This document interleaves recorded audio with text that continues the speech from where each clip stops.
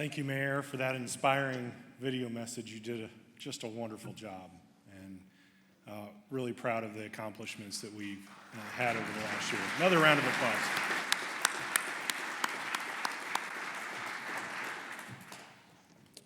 Joplin has so much to be proud of and celebrate. We have come a long way since I began serving as city manager, a role I assumed on the very first day of sending City Hall staff home due to the pandemic. From that moment, I knew that if we were going to move the city forward, we first needed to understand the direction you, the people of Joplin, wanted us to take. That's why we conducted the city manager's listening tour, to hear directly from residents about your priorities, your concerns, and your vision for our community. Today's gathering is really one of the first opportunities to bring so many of you together to provide a comprehensive update on the progress we've made and the path ahead. You told us you wanted real results, and that's exactly what we've delivered. Every city department has taken on more responsibilities and managed more projects than ever before, all aligned with the 6 council priorities: public safety, economic opportunity, neighborhood improvement, beautification, homelessness, and resilient revenue. Council is responsible for setting that high-level vision, but I have the honor of leading the city staff who do the work to execute and implement that direction we get from the community and your elected leaders. None of this is possible without the dedicated public servants on our staff, from the visible departments like police, fire, and public works, to the internal service departments like HR, finance, IT, legal, who lay the groundwork behind the scenes which supports everything the city does. We really have an exceptional group of employees who wake up every day thinking about how to make the community better for you. Once a Marine, always a Marine, so I think about a concept I was trained on. A Marine without a rifle is useless, and a rifle without a Marine is useless. So it is with our municipal government. Everything is achieved by the combination of our people and the tools we put in their hands. One critical way we've been able to accomplish so much more faster, sorry about that,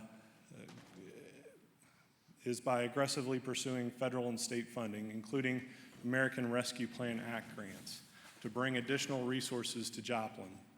These funds allowed us to enhance and expand projects already prioritized by voters, which meant city departments had to work quickly, juggling multiple major initiatives simultaneously.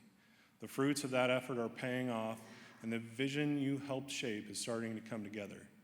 Nearly $58 million have been awarded to the city, helping us invest in nearly $100 million worth of projects. Here's just a glimpse of what we've accomplished since 2020. Infrastructure improvements that keep traffic moving and protect against flash flooding, beautifying and cleaning up public spaces like our parks, downtown, and even adding flourishes to infrastructure projects just to make them look nicer for the community, so we can have a sense of pride in our intersections, streetscapes, or stormwater drainage areas. We continue expanding our parks and our trail systems, including the opening of Momentum Bike Park and the Tin Cup Trail, and major improvements coming to Ewart, Par Hill Park, and Grand Falls Park. We're continuing to work with developers to strengthen economic opportunities, including 32nd Street Place, a major expansion of the Crossroads Industrial Park, restorations of downtown buildings, and laying the groundwork for Prospect Village, one of Joplin's largest ever municipal and economic development projects. We've invested into our public safety department, stabilizing their pension funding, expanding training, equipment, and facilities for police, fire, and dispatch. We have improved pay for our public servants to strengthen recruitment and retention across a variety of departments, though we still have a ways to go to reach our goal. We've added new technology to better manage projects. We've invested in citywide fiber for the next generation of economic and community growth, and that also creates an opportunity for us to truly implement the strategies of a smart city. We've also expanded staffing where needed so we can provide better services and more transparency. These successes are possible because of your support for resilient revenue. What we mean by that is simple. We must have reliable funding mechanisms in place to pay for the services and infrastructure we all expect, without overextending the city financially. Economic growth is important, but growth alone doesn't cover expenses.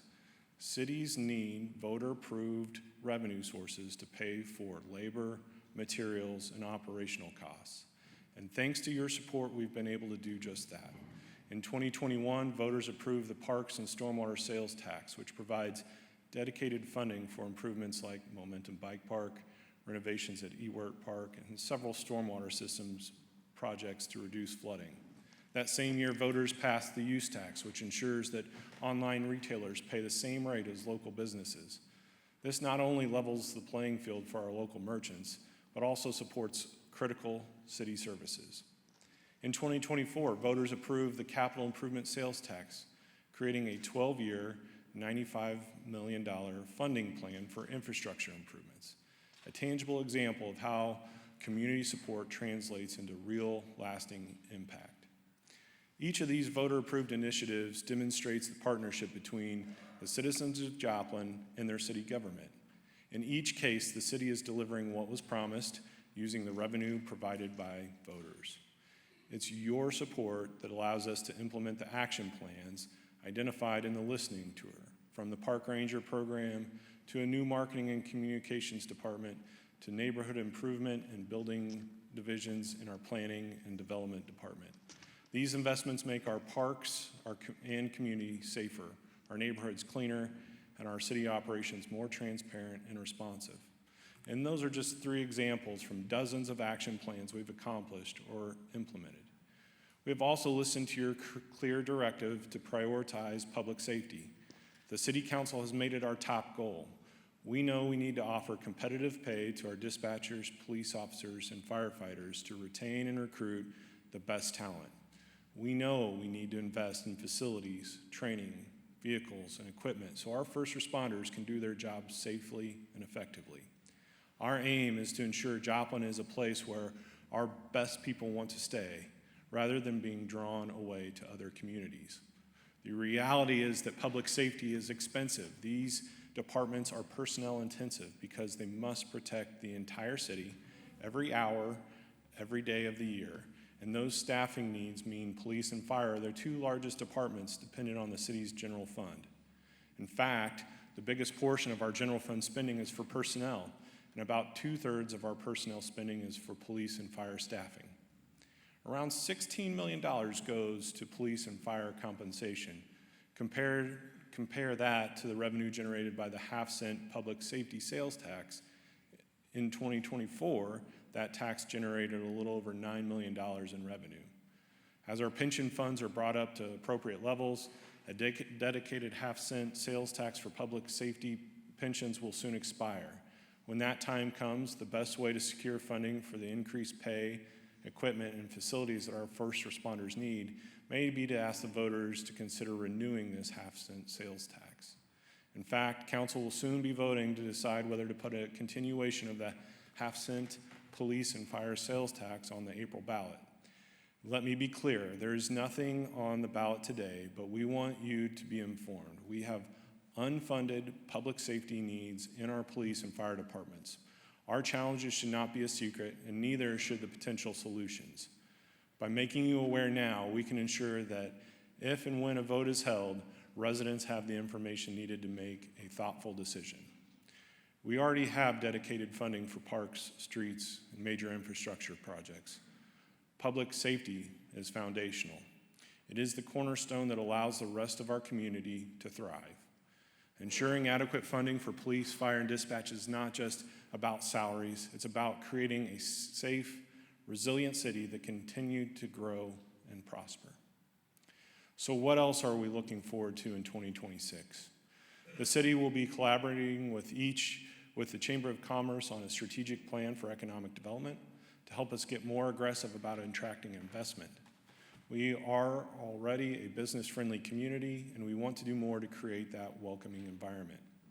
In the years ahead, the city will be pursuing more annexation opportunities to expand our boundaries and footprint and prepare more land to support growth. We're specifically going to look at potential developments near the university and the mall. The Convention and Visitors Bureau has done a spectacular job bringing the World Street Art Festival to Joplin the last couple of years, and we're looking forward to the biggest festival yet in 2026 to help us celebrate the centennial of Route 66. We're investing in a new city website this year to improve transparency and make it easier for citizens to do business with the city online. And we'll have a variety of construction projects beginning this year. You'll see a partnership with MoDOT to resurface 7th Street, following major stormwater improvements and including new sidewalks and lighting. You'll also see another partnership with MoDOT as we improve stormwater flow under I-44 near Sunnyvale.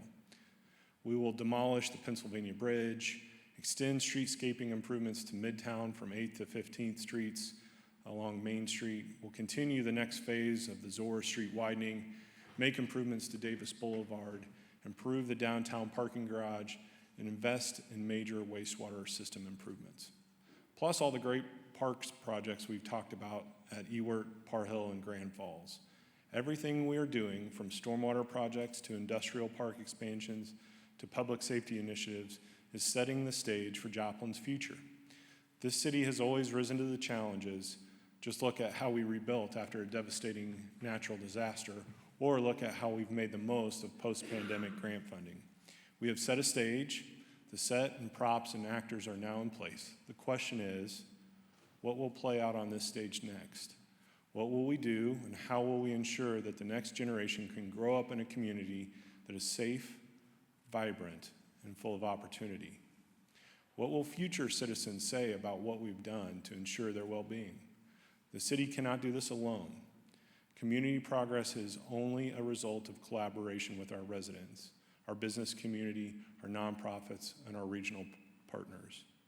Together, we are strengthening our sense of community, growing economic opportunities, and preparing Joplin for a bright and resilient future. So thank you to every voter, every resident, every employee, and every partner for supporting the investments that make Joplin an incredible place to live, work, and raise a family. Let's continue building together, keeping our city safe, thriving, and always building momentum. Thank you.